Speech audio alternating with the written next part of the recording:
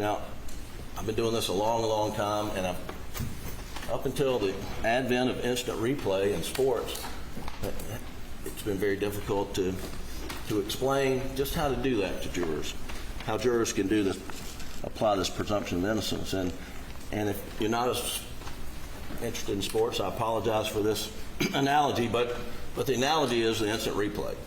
Whether you're a Clemson fan or a Georgia fan, that on a Saturday afternoon, there's a play called on the field, and then it's reviewed. And under the rules, the call on the field stands unless there's visual, incontrovertible evidence that the call on the field was wrong. We see that every weekend on sports. Here, the call on the field is that Alex Murdaugh is innocent of these charges. That's what the law requires. Krista, so let's break this down a little bit. The defense, I mean, look, they did a good job. I mean, we always say that, you know, when you're a defense attorney, you have to dance with the one you brought, okay? You don't get to pick and choose the facts, and a lot of times your clients. Do you believe that they are shooting for a straight out, not guilty acquittal across the board? Or do you think they're looking for that one juror where they can hang them up on that motive evidence argument that's a little weaker for the government? Where's he going with this? Well, first of all, go Dogs. And I loved that analogy for reasonable doubt. And I hadn't heard the instant replay before. I think they're going for for that one juror. I think that this was a reasonable closing argument to an extent. I thought that it was a police cover-up was so far-fetched, and without giving any reason to this jury as to why the police would manufacture evidence in order to get a conviction on Murdaugh is beyond me, and I think you have to present the jury with a reason why they would do that. So I think that they're just looking for that one juror that's going to hang on to some kind of conspiracy theory, to some kind of crazy idea that there are these, 5'2" vigilantes out there, and that's what they've done. And I think that they did a really effective job at it.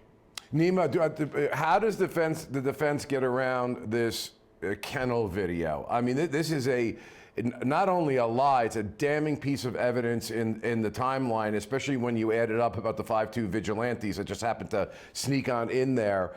Is that really the strongest piece of evidence they have in your mind? Did the defense do an effective job at countering it? Bob, it's by far the strongest piece of evidence for the prosecution. And, when we started this case, I mean, we've been building up to this for months, and we've been covering this trial, you and I and everyone else on Law and Crime, for weeks now. And when the trial started, we're like, wow, this is a very tough prosecution case. You don't have a whole lot of evidence. We start with the blood splatter. You got into some of the ballistics and the gunpowder, but really the case was blown wide open, in a bad analogy, but really with that Snapchat video, because it showed Alex Murdaugh lying. And I think the defense started to panic, and that's why they put Alex on the stand. Obviously, it was his choice, but again, he's someone who's sophisticated, he knows the laws. So the defense said, look, we're losing, even though we started out ahead. I don't care what analogy you use. I mean, you got the presumption of innocence or reasonable doubt, but the defense, it was clear that they were losing. So they first put on Buster, then they put on Alex to try to make a comeback. And I agree with Krista that I think the defense is hoping for a hung jury here. I don't think they're going to get a straight acquittal. Anjanette, you may know the answer to this and you may not. You've watched so much more of this trial than I have, but I was thinking to myself in my own experiences, I love investigating murder cases, especially ones like this. And then there had to be some detective or forensic guy that came onto this kennel video from Paul's phone and said, holy cow. Do you know anything about how that occurred? Because it's just a little piece of evidence like that I bet changed prosecutors and police perspective on this case. Well, keep in mind, Bob, that Rogan Gibson had talked to Paul Murdaugh on the phone minutes before this kennel video was taken. And he said that he was 99% sure that he heard Alex Murdaugh's voice in the background on that call with Paul. A short time later, Paul took that video of the dog's tail. So they had confronted Alex Murdaugh with that information in that August of 2021 police interview. They said, they asked him if he was down there, and he, Alex said, well, Rogan told me he heard my voice or thought he heard me there, and, he kind of danced around it.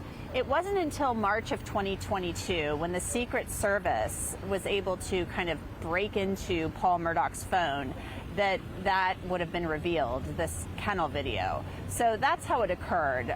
The Secret Service got into the phone, and then the data was extracted, and that's how they found the kennel video. So it wasn't until at least March of 2022 or later that it was discovered. I can't count how many times I would say to my staff when we had a stubborn murder case and people were getting tired or whatever, the answer's in the box. If we did the right processing job, we just got to look at it maybe with a different lens, but the answer's in the box. And that was something that was obviously crucial in this case.